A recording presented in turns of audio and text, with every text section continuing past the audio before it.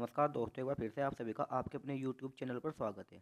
दोस्तों, UPSC UPPCS में RO के एग्जाम में आर्टिकल से लगातार क्वेश्चन आते रहते हैं। दोस्तों, यूपीपीसीएस और आरओ के एग्जाम में तो आर्टिकल इतने ज़्यादा इंपॉर्टेंट है कि यहाँ से सीधे सीधे क्वेश्चन पूछ लिए जाते हैं। दोस्तों, आप यूपीपीसीएस में आरओ के प्रीवियस ईयर के क्वेश्चन पेपर यदि देखते होंगे तो आप यह पाते होंगे कि ज़्यादातर आर्टिकल वाले क्वेश्चन राष्ट्रपति, उपराष्ट्रपति व राज्यपाल से पूछे जाते हैं। तो दोस्तों, आज इस वीडियो में हम राष्ट्रपति, उपराष्ट्रपति व राज्यपाल से संबंधित सभी आर्टिकलों को पढ़ने वाले हैं। और दोस्तों, आपकी यह टेंशन सिर्फ एक वीडियो में खत्म करने वाले हैं। दोस्तों, यदि आप वीडियो को पूरा देखते हैं तो मेरी गारंटी है कि आप एग्जाम में अपना एक या दो क्वेश्चन जरूर सही करके आएंगे। तो चलिए दोस्तों, वीडियो की शुरुआत करते हैं। तो दोस्तों, हम सबसे पहले पढ़ेंगे राष्ट्रपति।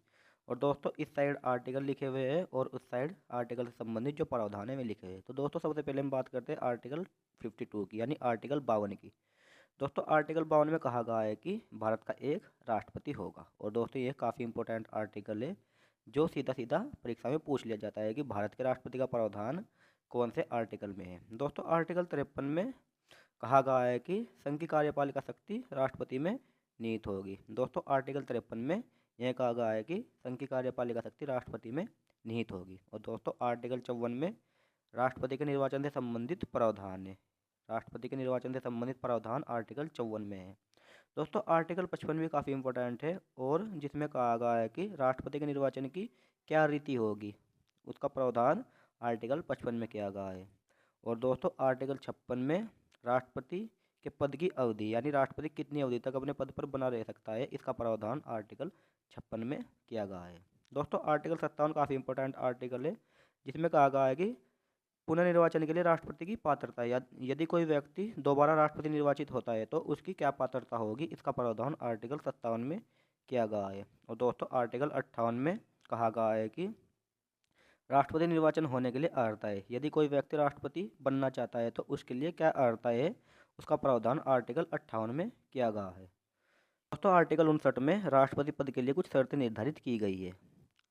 आर्टिकल 59 भी काफ़ी इंपॉर्टेंट है जिसमें राष्ट्रपति पद के लिए कुछ शर्तें निर्धारित की गई है। दोस्तों, आर्टिकल 60 काफ़ी इंपॉर्टेंट है जिसमें राष्ट्रपति द्वारा शपथ और प्रतिज्ञान का उल्लेख है, यानी राष्ट्रपति किस प्रकार शपथ लेगा उसका उल्लेख आर्टिकल 60 में है। और दोस्तों, राष्ट्रपति वाली स्लाइड का सबसे ज़्यादा इंपॉर्टेंट आर्टिकल आर्टिकल 61 है जिसमें राष्ट्रपति पर महाभियोग चलाने की प्रक्रिया के बारे में उल्लेख है, यानी राष्ट्रपति पर किस प्रकार महाभियोग चलाया जाएगा और राष्ट्रपति को उसके पद से किस प्रकार हटाया जाएगा, इसका उल्लेख आर्टिकल 61 में है। दोस्तों, आर्टिकल 62 में राष्ट्रपति के पद में रिक्ति को भरने के लिए निर्वाचन करने का समय और आकस्मिक रिक्ति को भरने के लिए निर्वाचन व्यक्ति के पद की अवधि, इसका उल्लेख आर्टिकल 62 में किया गया है और ये भी काफ़ी इंपॉर्टेंट आर्टिकल है। दोस्तों, आर्टिकल 63 में उपराष्ट्रपति का उल्लेख है और यह भी काफ़ी इंपॉर्टेंट आर्टिकल है जो सीधा सीधा परीक्षाओं में पूछ लिया जाता है कि भारत के उपराष्ट्रपति का उल्लेख कौन से अनुच्छेद में है। दोस्तों, आर्टिकल 63 में है। दोस्तों, आर्टिकल 64 में उपराष्ट्रपति का राज्यसभा का पदेन सभापति होना, इसका उल्लेख है, यानी उपराष्ट्रपति राज्यसभा का पदेन सभापति होगा, इसका उल्लेख आर्टिकल 64 में है। दोस्तों, आर्टिकल 65 काफ़ी इंपॉर्टेंट आर्टिकल है जिसमें राष्ट्रपति के पद में आकस्मिक रिक्ति के दौरान उसकी अनुपस्थिति में उपराष्ट्रपति का राष्ट्रपति के रूप में कार्य करना तथा उनके कर्तव्यों का निर्वहन करना, इसका उल्लेख है।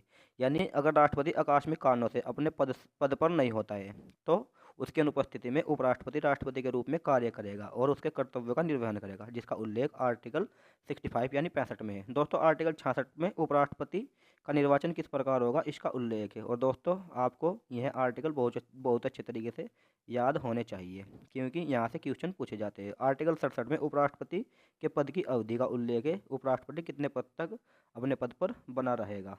और दोस्तों, आर्टिकल 68 यानी 68 भी काफ़ी इंपॉर्टेंट है जिसमें उपराष्ट्रपति के पद में रिक्ति को भरने के लिए निर्वाचन करने का समय और आकस्मिक रिक्ति को भरने के लिए निर्वाचन व्यक्ति की पद अवधि का उल्लेख है और आर्टिकल 68 काफ़ी इंपॉर्टेंट है। दोस्तों, आर्टिकल 69 में उपराष्ट्रपति द्वारा शपथ या प्रतिज्ञान का उल्लेख है, यानी उपराष्ट्रपति किस प्रकार शपथ लेगा उसका उल्लेख आर्टिकल 69 यानी 69 में है। दोस्तों, आर्टिकल 70 जो काफ़ी इंपॉर्टेंट है जिसमें अन्य आकस्मिक स्थिति में राष्ट्रपति के कर्तव्यों का निर्वहन उपराष्ट्रपति करेगा, यानी 65 आर्टिकल 65 से अलग जो आकस्मिक स्थिति होगी उन स्थिति में भी उपराष्ट्रपति राष्ट्रपति के कर्तव्यों का निर्वहन करेगा। दोस्तों, यह काफ़ी इंपॉर्टेंट आर्टिकल है।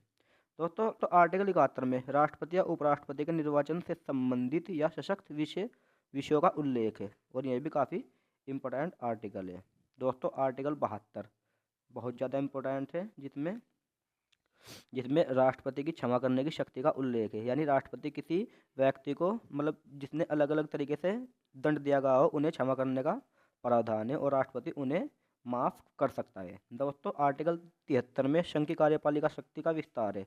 आर्टिकल 73 भी काफ़ी इंपॉर्टेंट है, जिसमें संघ की कार्यपालिका शक्ति का विस्तार का उल्लेख किया गया है। और दोस्तों यहाँ से शुरू होता है राज्यपाल। राज्यपाल से क्वेश्चन बहुत ज़्यादा इंपॉर्टेंट है और यहाँ से क्वेश्चन यूपीएससी और यूपीपीसीएस आरओ में सीधे सीधे क्वेश्चन पूछ ले जाते हैं। आर्टिकल 153 में राज्यों के राज्यपाल का उल्लेख है। दोस्तों आर्टिकल 153 काफ़ी इंपॉर्टेंट आर्टिकल है, जिसको परीक्षा में सीधा सीधा पूछ लिया जाता है। बोल दिया जाता है कि राज्यों के राज्यपाल का उल्लेख कौन से अनुच्छेद से संबंधित है। तो दोस्तों 153 आपको याद रहना चाहिए कि यह अनुच्छेद 153 है। और दोस्तों 154 में राज्य की कार्यपालिका शक्ति राज्यपाल में निहित होगी, इसका उल्लेख आर्टिकल 154 में है। दोस्तों 155 जो यूपीपीसीएस 2024 में भी पूछा गया था, राज्यपाल की नियुक्ति का उल्लेख 155 में है, लेकिन यह रॉन्ग स्टेटमेंट के रूप में दिया गया था। दोस्तों 156 में राज्यपाल की पदावधि कितनी होगी, इसका उल्लेख आर्टिकल 156 में है। और 157 में राज्यपाल की नियुक्ति के लिए अर्हता है, यानी किसी व्यक्ति को यदि राज्यपाल बनना है तो उसके लिए क्या अर्हता है, उसके लिए आर्टिकल 157 में उल्लेख है। दोस्तों 158 में राज्यपाल के पद के लिए शर्तें, राज्यपाल के पद के लिए कुछ शर्तें निर्धारित की गई है, जिनका उल्लेख आर्टिकल 158 में है।